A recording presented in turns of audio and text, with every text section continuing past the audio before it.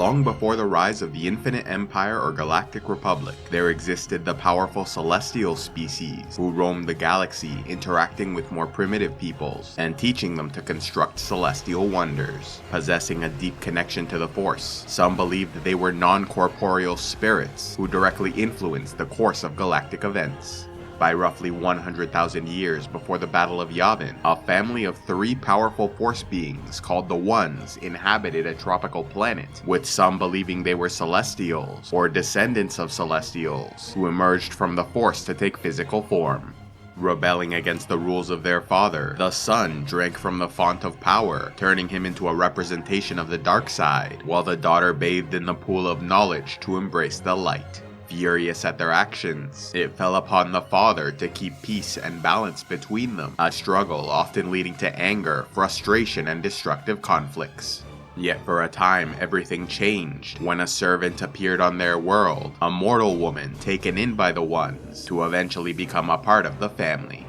Fulfilling the role of the mother, she became a peacemaker, keeping the son and daughter busy with games and chores, channeling their energy into constructive rather than destructive activities.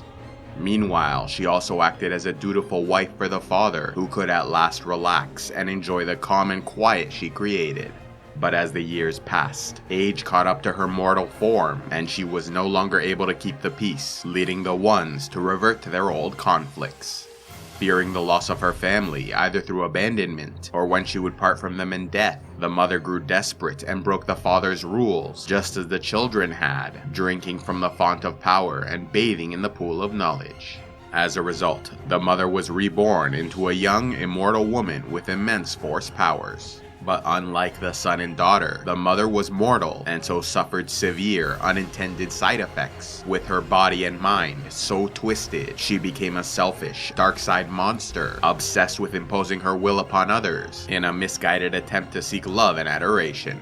Disappointed by her behavior and fearing her wrath, the father fled the planet with his children, thereby abandoning the mother, which was her greatest fear all along. Suffering from the pain and loneliness of losing her family, the mother delved further into madness, becoming the creature Abeloth, a powerful entity with deep ties to the Force, capable of extraordinary abilities like possessing the bodies of multiple individuals at once, influencing the minds of entire groups, creating avatars and illusions, launching dark side energy blasts, consuming the Force energy of living beings, and existing in 2 realities at once, with part of her consciousness in physical reality, while the other section was in the Beyond Shadows, a realm of Force energy connected to the current of time, allowing those with access to see visions of the past, present, and future. Knowing Abeloth's connection to the Force meant she could not fully be killed, and to prevent the Bringer of Chaos from going on a rampage to destroy their great works, the son and daughter returned to their homeworld and turned the entire region of space into the Maw, a cluster of black holes, to serve as their former mother's eternal prison.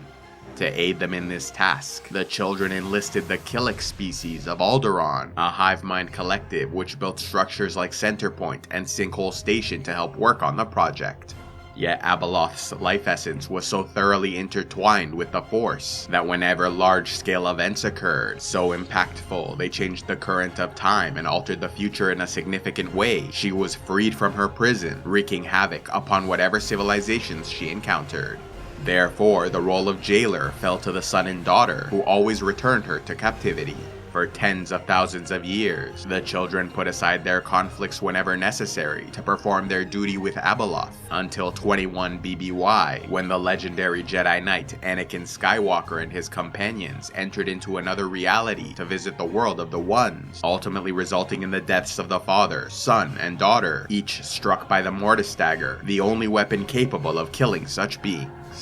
In addition to the conflicts perpetuated by Anakin Skywalker and his contemporaries, the Force-wielding Jedi and Sith were in a near-constant state of war for roughly 5,000 years, resulting in many large-scale wars and events which altered the current of time, until the last link in the chain was broken by Jedi Jacen Solo in 40 ABY, when he traveled to the Maw and learned to enter the Beyond Shadows, allowing him to see a vision of the future in the pool of knowledge.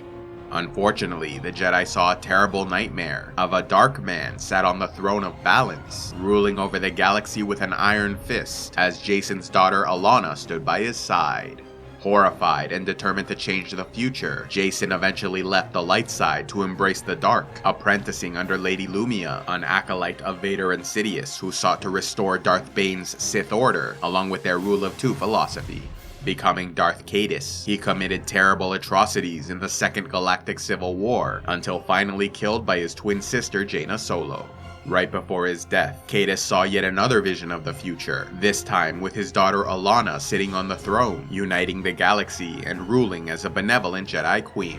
Despite what it cost him and the galaxy, he succeeded in stopping the future he saw. Yet this change in the current of time also had the unintentional consequence of breaking Abeloth free from her prison, and for the first time the son and daughter were not available to deal with the threat. Beginning her campaign against the galaxy, Abeloth started luring people like Callista Ming, former lover of Luke Skywalker, into the Maw, turning them into servants and consuming their life energy. Using her powers to influence the minds of the Jedi, she brought many of them to madness, resulting in problems between the Order and Alliance government. Seeking minions to use in her schemes, Abeloth came into the possession of an intelligent Sith meditation sphere, which brought her in contact with the lost tribe of Sith, descendants from those who served the Dark Lord Naga Sadow but were stranded on the planet Kesh in 5000 BBY.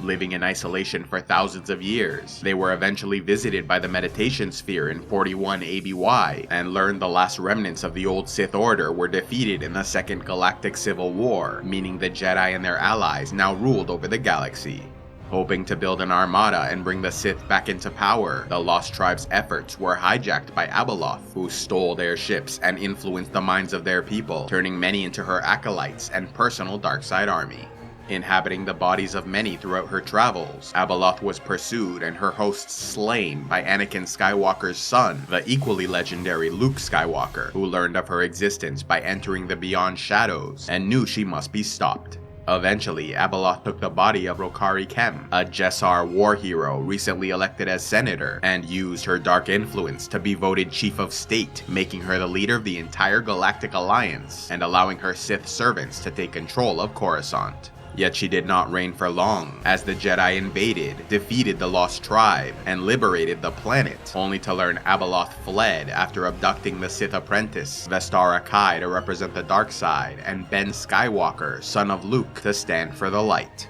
In this way, she could recreate her former family as a mother with a son and daughter. Unfortunately for Abeloth, the children resisted, forcing her into a battle upon the moon of Pitter, while at the same time Luke Skywalker entered the Beyond Shadows to confront her Force spirit. Though Ben and Vestara succeeded in killing her corporeal form, Luke Skywalker might have been defeated if not for the emergence of another, seemingly unaffiliated Sith Lord, neither of the Banite line nor of the Lost Tribe.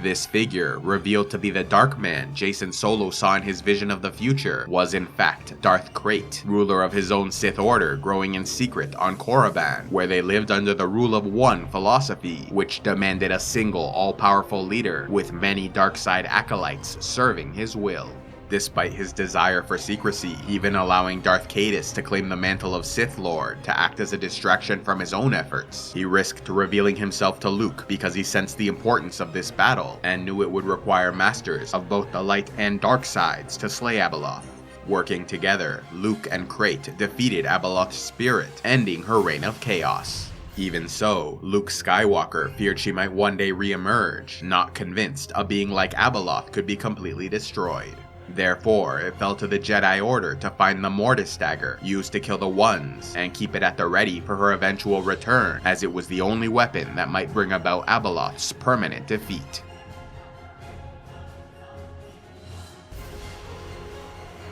Love Star Wars Legends? Then why not check out Audible, where they have the largest collection of audiobooks available. Sign up now and get a free audiobook along with 2 Audible originals, or else give the gift of membership to someone you know. If you prefer to read your stories, then click on the link to the Kindle Unlimited plan and get access to as many ebooks as you wish. If you haven't already, be sure to check out the Fate of the Jedi series, exploring the events following the Second Galactic Civil War, including the rise and fall of Abeloth.